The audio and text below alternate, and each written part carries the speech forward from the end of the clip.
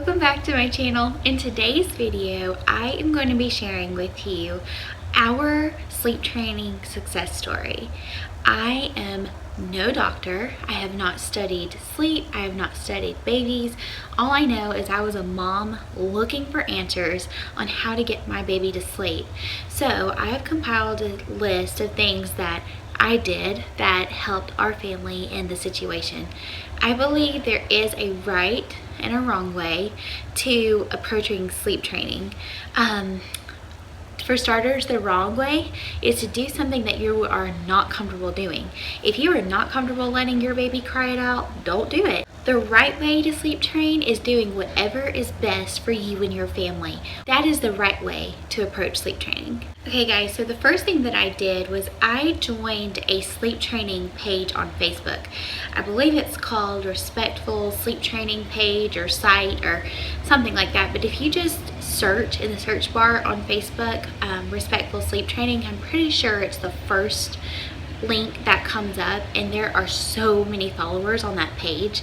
I was thankful because at the top of the page there's like about, photos, discussion, but one of the tabs says files, and on that link, if you click on it, it shows all the different sleep training methods that could be used, and it has success stories and do's and don'ts, and learning about the importance of wake times and how that incorporates into nighttime sleep. And so I just found that page to be super helpful when we started sleep training our son. So when exactly is the right time to consider sleep training? What I found, you know your baby. And so I actually started trying to sleep train my son when he was like 5 or 6 months old. We were getting up 10, 12 times sometimes at night, and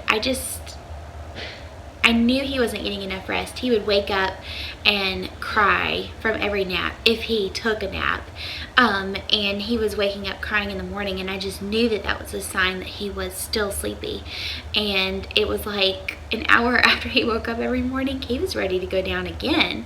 So I thought, okay, this must be the perfect time to start trying to sleep train. So we tried, and I didn't last very long.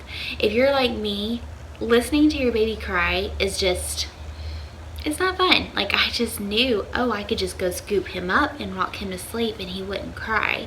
So we did, it didn't work that first time, and I actually tried during nap time to sleep train him, and it didn't work.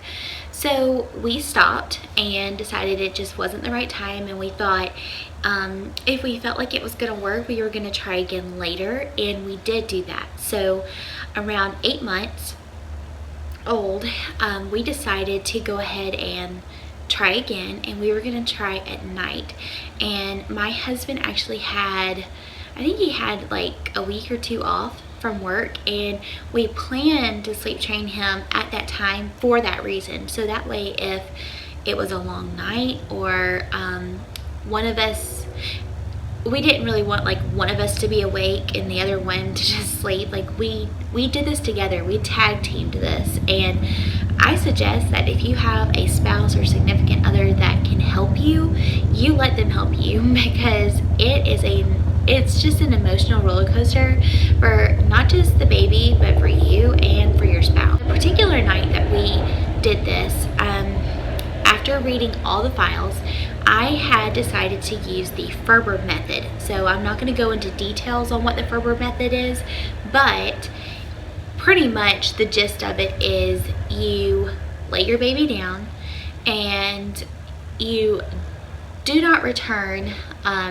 until like a certain amount of time has gone by. So like the first time, maybe you can let them cry for 5 minutes, and then you'll go in and you reassure them without picking them up. You reassure them quickly, say something like, "You're okay, I love you, it's bedtime," and then leave.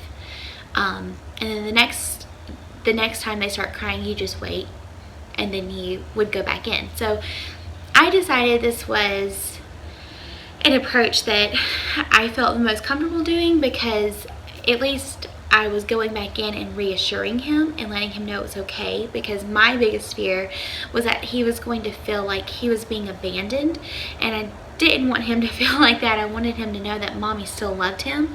Mommy was just trying to help him sleep.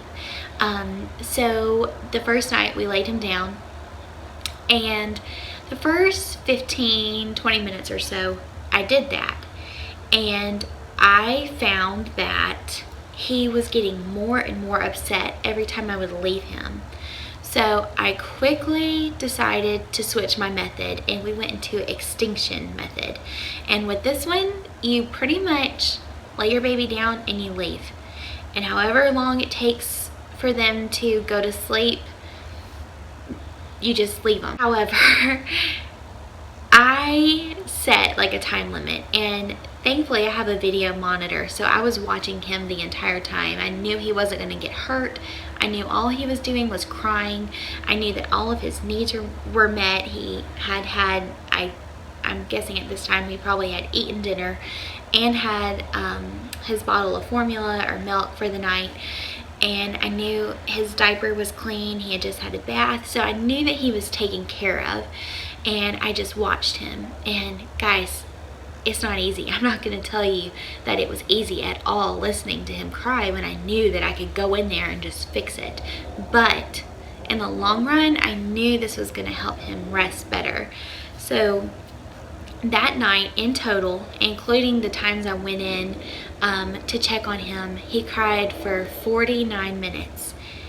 But after he cried, he slept for 10 hours straight, and that had never ever happened before. The longest stretch we would normally get would be about 4 hours if we got that. And then normally after that first stretch, he was up every 2 hours, if not an hour and a half, and he was drinking milk every time. And so I could just say that when we woke up from that, it was like we were new people. We didn't know what to do. And so then the next night, we actually did this with nap time too, by the way. We just started one night and then we continued the next day for nap. And I think he was still on 2 naps, so we did it for both naps. And then the next night, he cried for I think 15 minutes and he fell straight to sleep. So he was starting to kind of understand my crib, this is my room, this is bedtime, this is when I go to sleep. So he was kind of starting to catch on.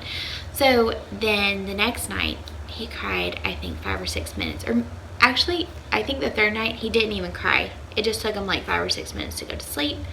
And guys, he's been sleeping since then. We have had sleep regressions. We're actually kind of in one right now, 18-month sleep regression. And we have had like times where he's been sick or with teething where he hasn't slept as well, but oh my goodness, it's so much better than it was. And in the long run, even though it broke my heart, I knew that those 3 days that were really tough, after that it's been just so much better. And I know that he's rested when he wakes up, and I'm telling you, like, life is different. Like, I don't know, I feel like after we sleep trained him, I just feel like my postpartum depression subsided so much, because I was finally getting rest and he was getting rest too. So the anxiety of worried about him not getting enough sleep was gone. The 2 important things to learn from this is, one, it's super important that you know what your baby's wakeful period, how long that should be. So when I say wakeful period, I mean from the time they wake up to the time they go down for nap. There's actually a chart, like there's several charts if you look on Pinterest, on the Respectful Sleep Training page. So there are charts that say for this age, for a 6-month-old, for a year-old, for a 2-year-old, how long they are okay to be awake. So I highly recommend you are not extending that wakeful period by too much or laying them down too early, because that's going to result in them not sleeping well. So that was the number 1 thing that we had to learn to change. He was actually not staying up long enough because I mean, like I said, he wasn't sleeping well at night, and he was tired after an hour, so I would just go lay him down. But that resulted in a 20-30 minute nap because he wasn't quite ready to go down yet, and I didn't know that. So once we got on board with knowing for his age how long he was supposed to be awake and how to meet those sleep needs by how long he was supposed to sleep at a time or overnight, once we decided that actually helped nap time and bedtime go so much smoother because he was ready to go to sleep. So he wasn't crying or playing in his crib because he wasn't tired enough or he was overtired. He was just ready to go to sleep. Another thing was deciding on what method was going to work best for our family. So crying it out may not be for you, and I would highly recommend that you and your spouse or your significant other agree on what method you are going to do, and don't 100% agree to stick to that method. If you get into it and you realize sleep training is not for you, period, that's okay. You do what is best for you and your baby and your spouse, and I assure you, you will feel like a new person once this is over. It took us 3 days. 3 days. And I have seen like plenty of YouTubers on here discuss the same topic, and it took them 3 days or a week or 2 weeks. But I'm telling you, like, once your baby starts sleeping and you start sleeping again, things are just so much easier. And I was like 100% against this when we first had him, and now like looking forward with however many children God gives us, we plan on doing this every single time, and at least giving it a try, because I do know every baby's different. So if it doesn't work, it doesn't work, but I would highly recommend you giving it a try. So guys, thank you so much for watching this video. If you liked it, please give it a thumbs up. If you would like to see more videos like these, I would love for you to hit the subscribe button, and I will see you soon. Bye guys.